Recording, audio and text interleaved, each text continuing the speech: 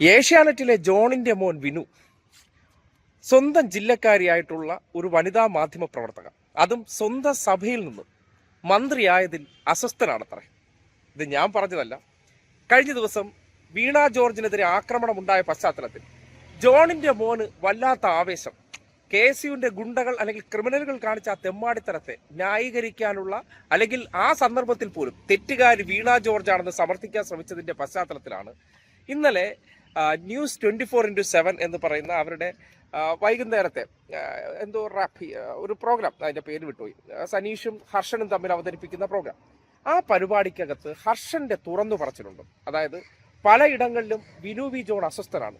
ഈ സഭയിൽ ആണൊരുത്തനായ ജോണിന്റെ മോൻ ഉള്ളപ്പോൾ അവിടെ നിന്നൊരു സ്ത്രീ, ഒരു പെണ്ണ്, അവള് ആരോഗ്യമന്ത്രിയായിട്ട് ഇവിടെ വിലസു, അങ്ങനെ മന്ത്രിയായിട്ട് അവളെ വാഴാൻ ഞാൻ വിടൂ എന്ന തരത്തിൽ ഒരു പ്രതികരണങ്ങൾ നടത്തിയിട്ടുണ്ട് എന്ന തുറന്നു പറച്ചിൽ നടത്തിയത് നിങ്ങളൊന്ന് കേൾക്കണം. നോക്കി തിരിച്ച് അവർ ചോദ്യം ചെയ്യുമ്പോൾ അത് ആക്രോശിച്ചു എന്ന് പറയുന്ന ഈ മാധ്യമപ്രവർത്തകരുണ്ടല്ലോ, ഈ മാധ്യമപ്രവർത്തകർ ഇവന്മാർ ഈ ആക്രമണം തുടങ്ങിയിട്ട് കുറേ കാലമായി. ആ കാര്യത്തിൽ ഒരു സംശയവും വേണ്ട. അതായത് രണ്ട് തരത്തിലുള്ള ആക്രമണം വീണ ജോർജ് നിരന്തരമായി നേരിടുന്നുണ്ട്. അതവർ MLA ആയ ഘട്ടം മുതൽ നേരിടുന്നുണ്ട്. അത് നമ്മൾ മാധ്യമപ്രവർത്തകർക്കിടയിൽ നമ്മൾ തന്നെ പലപ്പോഴും ചർച്ച ചെയ്യാറുള്ളതുപോലെ കുശുമ്പായിരിക്കാം, അങ്ങനെ എന്തൊക്കെയാണ്. ഇപ്പം നമുക്കിടയിൽ നിന്നിട്ട് ഒരാൾ പോയി മന്ത്രിയായിരിക്കുന്നു, അങ്ങനെ വിട്ടാൽ പറ്റില്ലല്ലോ. എൻ്റെ ജില്ലയിൽ നിന്ന് അങ്ങനെ എന്നെ തോപ്പിച്ചൊരു മന്ത്രിയോ അതും ഒരു മാധ്യമപ്രവർത്തക എന്ന് വിചാരിക്കുന്ന മാധ്യമപ്രവർത്തകർ പോലും ഉണ്ട് എന്നുള്ളതിൽ ഒരു സംശയമില്ല. അതുകൊണ്ട് പ്രത്യേകം അവിടേക്ക് പോകുന്ന റിപ്പോർട്ടർമാരെ കാര്യങ്ങൾ പറഞ്ഞ് ബോധ്യപ്പെടുത്തുക, അതിനനുസരിച്ചുള്ള ബൈറ്റ് കട്ട് ചെയ്യാൻ പ്രത്യേകം ആളെ വേറെ ഏർപ്പാടാക്കുക, ചർച്ച ആ മട്ടിൽ മാത്രം കൊണ്ടുപോകുക. ഒരു വീണ ജോർജ് ഡെസ്ക് തന്നെ ചില മാധ്യമ സ്ഥാപനങ്ങളിൽ പ്രവർത്തിക്കുന്നുണ്ട് എന്നുള്ള കാര്യത്തിൽ തർക്കമില്ല, അത് നമുക്കറിയാം. അത് കോൺഗ്രസിനോടുള്ള പ്രേമം കൊണ്ടൊന്നുമല്ല, വീണ ജോർജിനോടുള്ള അസൂയ കൊണ്ടാണ്. അതാണ് വാസ്തവം. അത് വീണ ജോർജിനോട് മാത്രമല്ല, പലരോടും ആ മട്ടിൽ അസൂയ പ്രകടിപ്പിക്കുന്ന ചില പ്രത്യേക കക്ഷികളുണ്ട്. അതിനെ നമ്മളിപ്പോൾ തിരുത്താൻ നമുക്ക് ഒരു കാലത്തും പറ്റില്ല.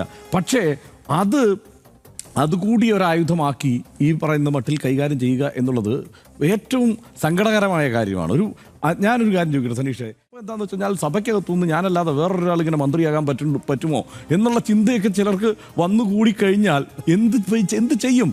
ഇത് സ്വകാര്യമായി പല വേദികളിലും പറഞ്ഞു പോകുന്നതോ ആ കുശുമ്പും വഴക്കും കുന്നായ്മയും പങ്കുവെച്ച് പോകുന്നതോ നമ്മൾ കാണുന്നു അറിയുന്നു. പ്രൊട്ടസ്റ്റ് ഇങ്ങനെ അവർക്ക് നേരെ ശാരീരിക ആക്രമണം ഉണ്ടാകുമ്പോൾ പക്ഷേ അത് ഒരു കാരണവശാലും പാടില്ലല്ലോ.